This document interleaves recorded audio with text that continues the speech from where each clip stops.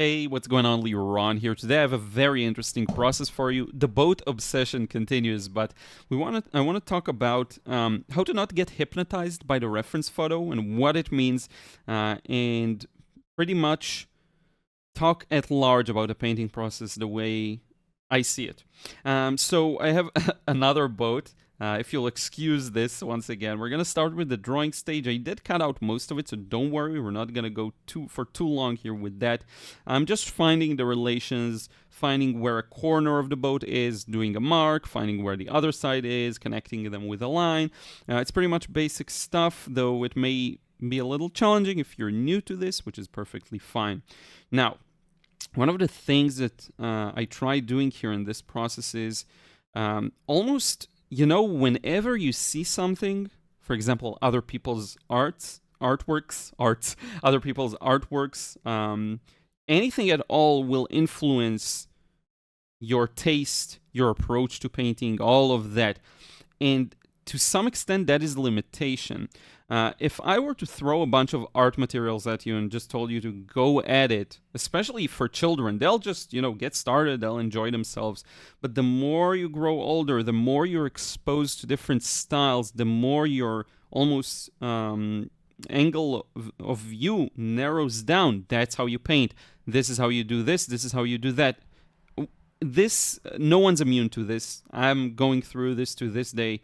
And so one other interesting thing to have in mind is even just having a reference photo, a subject matter to base a painting off of, can be a limitation. I don't know if I've ever thought of it this way, but it kind of is. Now, where I find the best pieces of art I create is in that gap between the artwork and myself, and that vision that's created in between. If I'm hypnotized by it and fully trying to recreate it, that gap narrows down and I barely have a window to bring myself into the painting, or in more in other terms, to not bring myself, meaning to bring something that is very clean and just happens.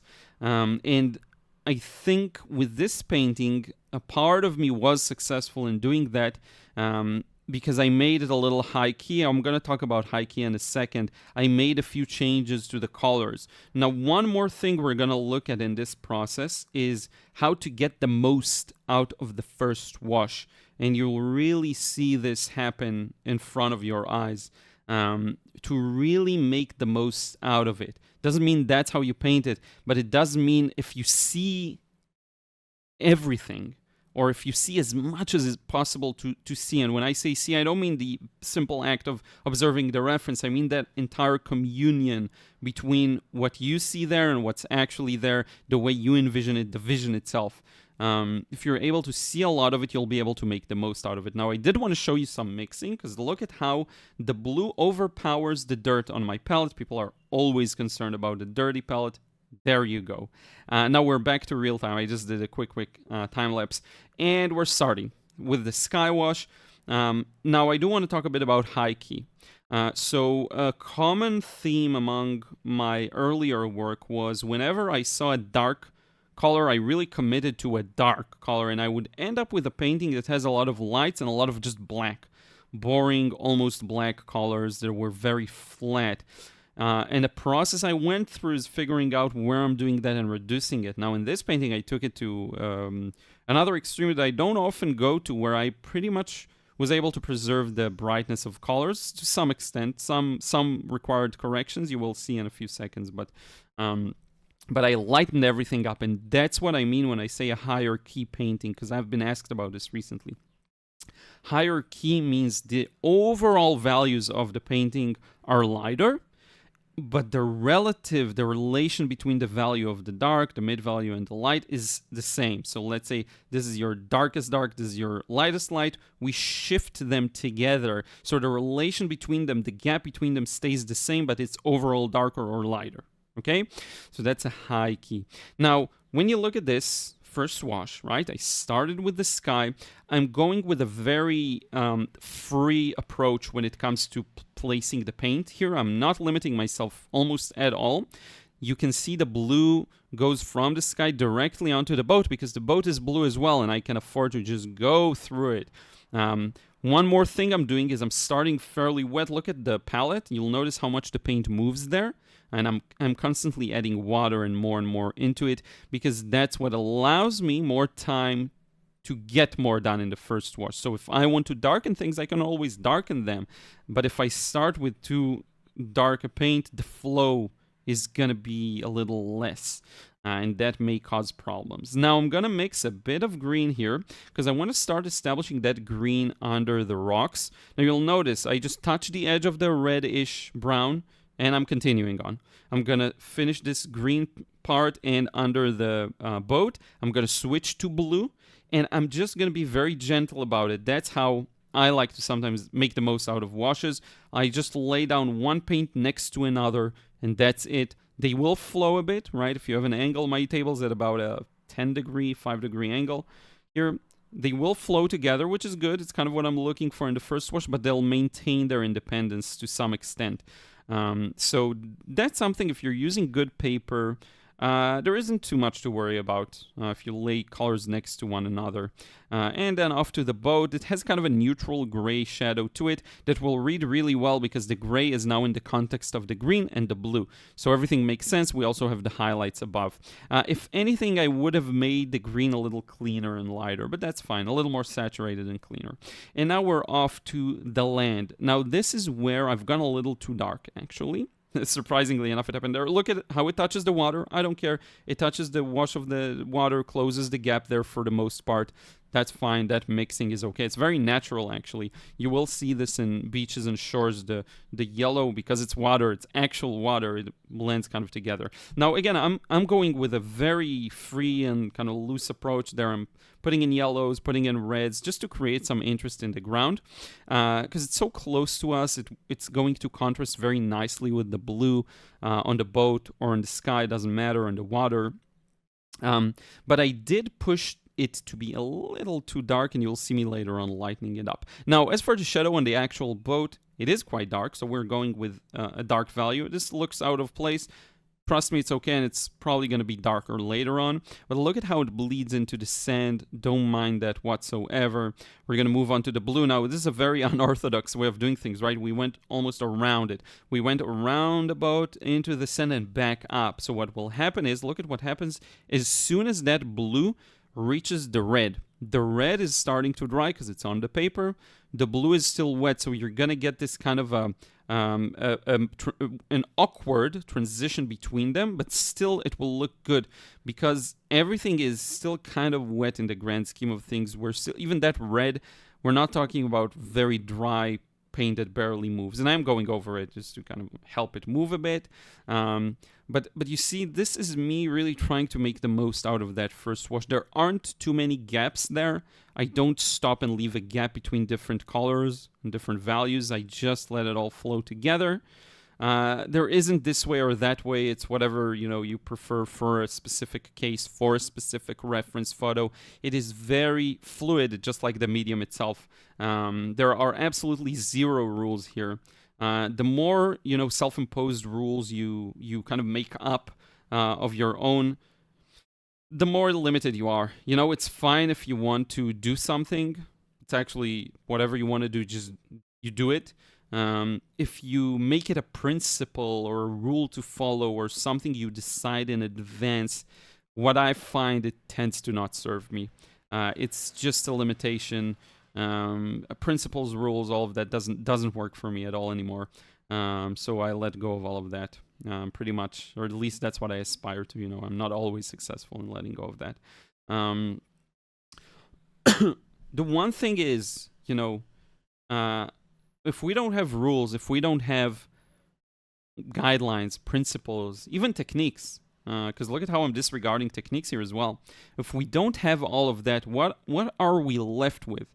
I will say two things. One is your experience with painting, the very visceral experience with painting, when you just paint, when you just do. You just look at a color, bring that color, put it on paper. So that's that thing, and that does translate to technique. By the way, I'm continuing the darks on the boat while the background is like 90% wet. I'm fine with that. I'm taking a calculated risk because I was interested in seeing if it's gonna, spread out too much or not. Luckily, it didn't. So what you have is that your visceral experience and your vision, and your vision is just whatever you see, and even me working in this kind of a process, why do I even do that? Why don't I just have a wacky process that has nothing to do with if you've seen someone paint similar to this, then I would argue I've been influenced by what's out there. Now, some people are fine with being influenced by what's out there. I am to some extent because it happened. But for those who really are bothered by it, if you feel like, darn, it's not unique enough, it's not me, it's not who I am. If you feel that, that's the vision, that's the clean vision, and it's clouded by what you've seen other people paint, like the reference photo that's in front of you. It's clouded by everything. And that is the hypnosis of the reference photo. The more hypnotized you are by it, the more that's the single thing you see, the less you'll see of your vision. There's nothing wrong with that, but that's just, action, reaction, cause and effect. And I think understanding that will create a path for whatever it is, wherever you want to go. Just understanding that. There's no need to do anything. There's no need to set a principle or a rule for yourself. Again, none of that works. None of that helps anyone. So I'm starting with the next wash. Now everything is pretty much dry, 100%.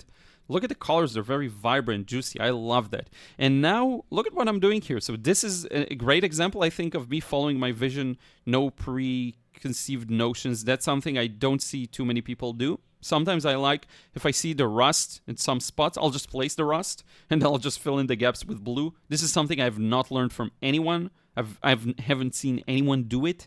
I'm sure someone else does it out there, right? It's not about the thing. It's about something beyond that. The thing is, how am I painting? I'm doing this. The beyond is why I'm doing it, where this action comes from. So it's really not about what you do. It's more about the place where it comes from. And this comes from something I tried once and I liked. And ever since then, I've been doing it, right? I may end up doing the exact same thing as someone else. And that doesn't matter because it's not about the what you do. It's about where it comes from. If me and someone else end up doing something similar on a technique basis, that's perfectly fine. That happens. I'm not doing it, though, to paint like someone else. That's a very limited way of doing it, right? And there's nothing wrong with that. You can paint just like me, just like anyone else. But just know it limits how free you are, how unique of a result you'll get. And again, nothing wrong with that. These aren't necessarily even things to aspire to. So that's kind of my take on that. I'm taking my time. I'm working patiently here on the shadows because I have a very small contained area where I can really take my time and define things the way I want them to. There's quite a bit of a complexity there, actually, with the shape of the boat. And then there's this front part that I have no idea what it is. And then we have that roll thing that's probably, I don't know if it's a fishing boat, but it looks like it has a mechanism for, ropes, wires, whatever it is. So this may be for a net for fishing. Someone who's an expert can let me know in a comment. Usually I learn a lot from painting these subjects, cars, vehicles in general, tractors, whatever it is. I gain a lot of knowledge from that. And the best compliment I can get is when someone says that they recognize the different parts and it's loyal to the source in a way. In the more, if someone professional from that field tells me that, I like that a lot. If someone can tell what car I'm painting, the model and all of that's huge for me. Again, not something to aspire to. That's what I like personally. So yeah, rendering the details. There's the seat there or the kind of edge there. It's probably not a seat, but I bet people sit there. One thing I tried is to forget that I'm filming. And to just use sometimes I'm sticking my head into the frame because I'm really trying to see things up close. This was a very interesting point for me. I love temperature differences. You can see it here, the blues, the oranges. Whenever I fail to show them, I usually end up not liking the result as much. This is why I'm taking my time with this section, because it's a main point of small a small detail that shows great temperature differences. You see the oranges, you see the blues, you see everything. On the body of the boat itself, the hull, there's also blue and orange. The ground and the sky has blue and orange. It's kind of a motif here, really, that you see all throughout the painting. And so I'm really trying to make the most out of this little cylindrical shape there. And yeah. As for the colors, I would like to mention a bit of what I'm doing, what I'm using. Kind of freely moving between French ultramarine and phthalo blue. If I feel like I need a very warm blue, I'll reach for the French ultramarine. If I feel like I need a cooler, cleaner, especially cleaner green and blue, I'll go for the phthalo blue. And if I need something in the middle, because it's not a binary, there's a full scale there, I'll do a mix of the two, and that's what often happens. Same goes for the red. 90% of it here is actually Pyrrole Scarlet, but you will see me using a bit of quinacridone. And the yellow is just a Hansa Yellow Medium by Daniel Smith, if I'm not mistaken. That's the only yellow I'm using here. I am introducing later on a bit of purple, so you'll see me using Carbazole Violet, a bit of violet, not purple. And I believe maybe a bit of quinacridone orange. Quinacridone orange, I think from the Daniel Smith secondary set. Now I am covering the boat with the next wash. And here's where I move a little away from the high key, you'll see. That's fine. So we have value to talk about. I went a little too dark, but we also have color. So look at what happens there to the right. I'm introducing a bit of the more muted blue, because if you look at the boat itself, this is where it starts reflecting the ground. So when you combine, and here I go a little too strong on the dark, but that's fine. I just lost a bit of the blueness of it along the way. Became a little too muted. As we move to the right, we're switching to the part of the boat that's reflecting the ground. And you get this weird color there. I'm not sure what it is. It looks a bit gray. So I basically tried neutralizing the blue there to the right. And of course, there are a lot of nuances. Some areas are a little gray. Some areas maybe a little purple. So you see a bit of everything there. And I'm continuing with that rusty, beautiful orange. This is probably one of my favorite colors. You know, I love reds, I love yellows, and I love oranges. What they produce together, especially rusty oranges, I like them a lot.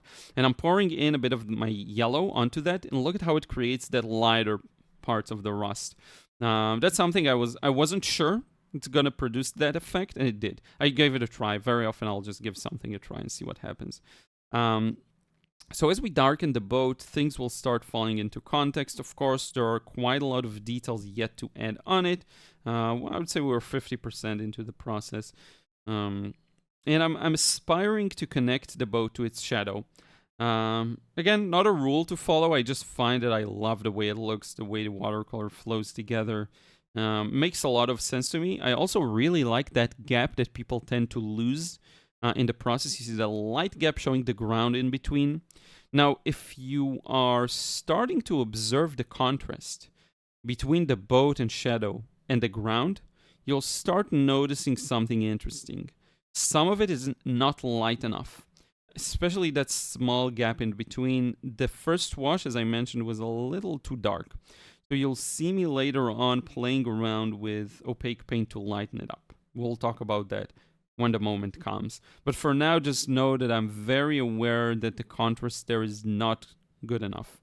Now, look at these little gaps I'm leaving for the rocks that are next to the shadow. That's a really cool effect. You just leave a little bit of a highlight and a shadow underneath it. It just looks really cool. I like it. And it starts to establish that this is uneven ground. It's a kind of a rocky terrain. You know, it's smooth rocks, but it's still larger rocks. And that's a way to establish that. So I like that a lot. Again, you hinted at texture by, multiple ways. And one of them can be the edge of a shape. That really tells the story of a texture. In this example, uneven ground. As for the colors for the shadow, I'm aspiring for it to be quite cool. I didn't take enough into consideration that the layer underneath it is quite warm and is going to be visible, and I need to push it a bit cooler.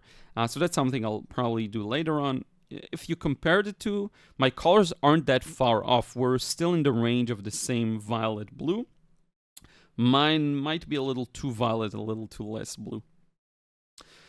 But in the grand scheme of things, again, I wouldn't want to be too hypnotized by the reference photo, because sometimes the color that you will feel like will work better may end up working better than the actual color that's there. And I would encourage you again to always have that connection with the vision, whatever it is. That vision may be fully loyal to the reference, right? But it might not be. So both cases and all the range in between is fine. Just maybe not disregarding the vision fully, you know? If it's very vastly different from the reference photo, I personally love to reflect that. So yeah. Starting to establish the rocks there. This is where I kind of figured, okay, I really want to lighten these rocks, and I will use some opaque paint very liberally later on. As you'll see, I am also darkening the green there. Trying to keep it fairly clean, so you saw me mixing phthalo blue and yellow. You definitely don't want to introduce ultramarine if you're trying to preserve a clean blue. The ultramarine has too much redness in it. It will end up a little neutral, which is perfect for many different cases. Just not if you're trying to maintain a very bright green. And this isn't even close to being a fully bright green, right? It's still quite nuanced. And I'm trying to, again, have it flow with the rocks. Should have started lighter and darken it wet and wet. By the way, that was my mistake there. Because then I would get better flow with the rocks above. And I would be able to do some wet and wet to get those kind of shadows that go a little vertically, that look really, really nice. Here I learned my lesson and went a little lighter. The boat itself could be a little darker though, so I'm darkening it. Now, I want you to see, this is a case of me not observing enough of what's going on paper. So I'm putting that wash that looks really, really good in my opinion. And then I try to make the left side a little warmer, and I'll start playing around with it and lifting it. Nothing wrong with that. I kind of like the way it looked before too. This was my mistake, starting to pour into it. I should have just lifted it a bit and be done with it. The warmth wasn't as important here. It's one of those things where sometimes you're better off just looking for a few seconds instead of acting, you know? With watercolor, you do need to see what's going on paper, but you also don't want to be overly reactive in a way. It's almost like, it's a funny little meme that they say, you know, there's the don't just stand there, do something, and then there's the advice for investors that don't just do something, stand there, which means maybe sometimes the best decision is to do nothing. Of course, none of it is rules. Again, just throwing perspectives at you, decide what to do with them using your own filter of logic. So now I'm starting to establish these rocks next to the shore that look really good. There's going to be some highlights on them too later on. And these are fairly, if you compare it to the rocks closer to us, these are fairly warm. And I like that format of a transition from a warm, rocky terrain to a more cool, purpley, you know. By the way, if you're worried about too strong of a temperature contrast, you can play around in the secondary colors. So if you put an orange next to a blue, it's a very strong temperature contrast. Very warm, very cool. But if you put orange next to a violet or a purple, like I'm doing here to the left, look at these rocks. They're fairly purpley. You can play around with the nuances of temperature a little better. So secondary colors are often a good way to play around with it. This can also work with if you drop the orange but keep the blue. So you can play around with a blue and a purple, or a blue and a green even. So yeah, there are, you know, at the end of the day, there aren't, you know, orange, blue. It's all also a part of the hypnosis, because when you think about an orange, you think about a very specific orange maybe, but orange is a range. It's a huge range, all the way from a slightly reddish yellow to a slightly yellowish red. It's everywhere and in between. In fact, one thing can feel like orange when it's not, depending on the context it's at. It could be a gray. A gray in a page full of blues will look a little orange. So none of it is really, you know... Again, it's all of these limitations that I'm personally gradually shedding off. I added the horizon to make it clear what a horizon is. Now I'm covering some of the highlights here. I went a little too crazy with the highlights there. Should have at least covered them with the first wash, and not have left so much of them. But that's fine. I just want them to make sense in the full context. By the way, the horizon line really places us in the scene. That's another important thing there. Show us to show where it is for the viewer. And then you notice the boat goes beyond it, right? It goes higher than it. And as I start putting in those shadows, things fall into context again. The colors that were there that now I don't know if I should have covered this with another wash, actually. Now that I look at it, I like the way it looked beforehand. So I'm just adding water probably to get away with it. Yeah, that looks decent enough. Darkened some parts of it, but kept that reddish rust from earlier. Here I kind of lost the plot. This should be much warmer. Went a little cool. It was an important nuance for me. Maybe I'll warm it up in a second. I actually don't remember if I recognized this real time or not. Again, any small mistake will compound. It's not about, you made a mistake, everything is lost. That's another thing I see people do. They make a small mistake, it's done. No, it's not. You push the painting one step towards maybe being a little wrong, but not fully wrong. Now look at this step, okay? Bringing back those beautiful highlights on the rocks and the different details, and also lightening up the ground, which I'll take my time and work into, and I'll show you. We're about 3/4 done. The process from now, I will cut out a lot of fat. I'll skip some mixing, some useless details. But for now, just you see, I'm using the paint straight out of the tube. This is Jaune Brilliant by Shinhan PWC. Kind of the equivalent of titanium white. I like it a lot. It's a great warm white color. If you're using just a Chinese white, it's not going to be warm, then you have to warm it up. You will see me warm this up soon, by the way, with adding some red to make the rocks to the right appear a little redder. You'll see that in a second. I love adding these details. If you feel like this is too much, it's too much small details and that are farther away, that's perfectly fine. I will add details to the boat. It will balance to the boat, and it will balance it out to the boats, actually, to the one farther too. But again, it's all about what you see. It's all about your vision, not mine. I have tons of little spots from jiu-jitsu. So many points in my body I press, they hurt. The back too. I have so many. I roll on the mat. It hurts. I just notice it. Different. Purpley stains all over. That's not paint. It's actually little small bruises. So yeah, adding those. Now look at what I'm doing here. I'm starting to mix a bit more of a fluid opaque paint. My goal is to start lightening the ground. Now I'm opening up a real can of worms here. So what I'm doing is filling in this area with opaque paint. Okay, now this is a bit different from what you're used to, because people who do watercolor aren't used to painting highlights. You're used to painting darks and leaving highlights behind. So it's a different look, and it's a different feel as well. You can tell it's opaque. You can tell it lacks transparency. That's a price I pay. Now I'm spraying water to help it move. But you'll notice one thing about it is, and I'm adding some details, wet in wet, with more opaque white paint.